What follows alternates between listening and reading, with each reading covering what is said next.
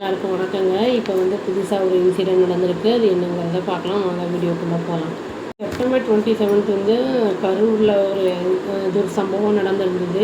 அது தள்ளு முள்ளில் இறந்து போன மக்கள் 41 பேர் இறந்துருக்காங்க. அதை பற்றி அவர் இப்போ பேசியிருக்காரு விஜய். அவர் என்ன சொல்லியிருக்காருன்னா, என்னோடய ஹார்ட் ரொம்ப பெயினாக இருக்குது, ஹெவியாக இருக்குது அப்படின்னு சொல்கிறாரு இந்த இன்சிடென்ட் நடந்ததை பற்றி. அப்புறம் என்ன சொல்கிறோன்னா, பொலிட்டிக்கல் ஜேர்னி கண்டிப்பாக கண்டினியூ ஆகும் அப்படிங்கிறத சொல்லியிருக்காரு. தமிழக வெற்றி கழகத்தோட பிரசிடெண்ட் விஜய் என்னென்னா வீடியோ ஸ்டேட்மெண்ட் ஒன்று போட்டிருக்காரு டியூஸ்டே அன்றைக்கி, அதாவது இன்றைக்கி தான். அதில் என்ன சொல்லியிருக்காருன்னா, என்னோடய லைஃப்பில் இந்த மாதிரி ஒரு சிச்சுவேஷன் இதை எக்ஸ்பீரியன்ஸ் பண்ணதே இல்லை, இது ரொம்ப பெயின்ஃபுல்லாக இருக்குது கரூரில் நடந்தது அப்படிங்கிறத சொல்லியிருக்காரு. அதில் என்ன சொல்லியிருக்காரு அப்படின்னா, சிஎம் ரிவெஞ்ச் எடுக்கணும் அப்படின்னு ஆசைப்பட்டாருன்னா, அதாவது அதை டைரெக்டாக என்கிட்ட ரிவெஞ்ச் எடுக்கணும், என்னோட பார்ட்டி மெம்பர்ஸ் மேலே எடுக்கக்கூடாது அப்படிங்கிறத அவர் சொல்லியிருக்காரு.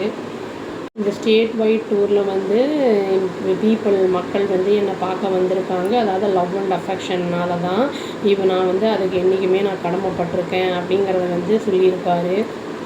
அதாவது பப்ளிக் சேஃப்டி அப்படிங்கிறது டாப் ப்ரையாரிட்டியாக இருந்திருக்கு இந்த டியூரிங் டூர் டைமில் அப்படிங்கிறத அவர் சொல்லியிருக்காரு.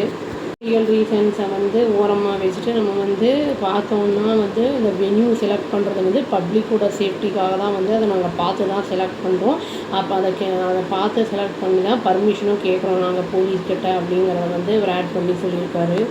நடந்ததும் அது திரும்பி இன்னொரு தடவை இந்த மாதிரி நடக்கக்கூடாது அப்படிங்கிறதையும் அவர் சொல்லியிருக்காரு. அது ஒரு மனுஷனாக இருக்கும்போது நான் எப்படி அந்த மாதிரி அவ்வளோ பேர் அஃபெக்ட் ஆகிருக்கும்போது அந்த இடத்த விட்டு நான் வருவேன். நான் அந்த மாதிரி இமீடியட்டாக கிளம்புனதுக்கு காரணம் திரும்பி அந்த ரிஸ்க்கு ஃபர்தராக இந்த மாதிரி இன்சிடென்ட்ஸ் ஆகாமல் இருக்கும் தான் இமீடியட் அவாய்ட் பண்ணணும், அதுக்கு தான் அவாய்ட் பண்ணுறதுக்கு தான் உடனே நான் கிளம்பிட்டேன் அப்படிங்கிறதையும் அவர் சொல்லியிருக்காரு.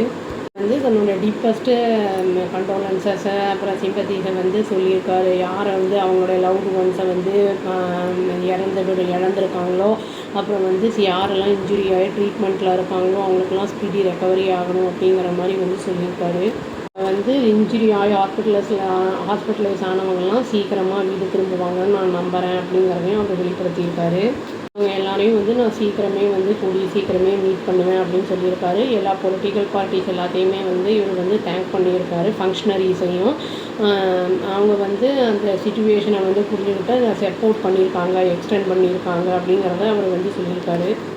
அதாவது விஜய் என்ன சொல்லியிருக்காருன்னா, இந்த 5 டிஸ்ட்ரிக்டில் எந்த ஒரு இன்சிடெண்ட்டும் இந்த மாதிரி ஆகாமல் கேம்பெயின் நல்லபடியாக போச்சு.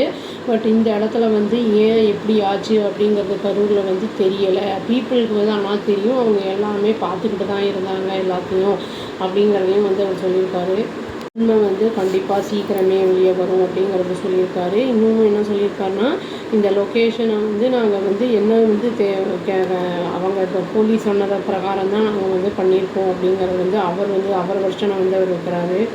நாங்கள் வேறு எதுவும் செய்யலை அப்படிங்கிறதையும் சொல்லியிருக்காரு. எஃப்ஐஆரும் ஃபைல் பண்ணியிருக்காங்க எங்களுடைய பார்ட்டி மெம்பர்ஸ் மேலே அகெயின்ஸ்டாக. சில பேரை அரெஸ்ட்டும் பண்ணியிருக்காங்க அப்படின்னு சொல்லியிருக்காரு.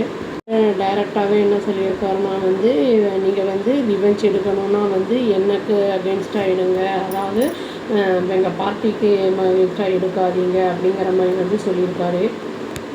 நான் வீட்டில் இருப்பேன், இல்லைனா ஆஃபீஸில் இருப்பேன். நான் அந்த பொலிட்டிக்கல் ஜேர்னி கண்டிப்பாக தொடரும். என்னோட இனியும் நான் பிரேவாகவும் ஸ்ட்ராங்காகவும் இப்போ இருக்கிறத விட இனி நல்லா தைரியமானமாக இருப்பேன் அப்படிங்கிறத சொல்லியிருக்காரு.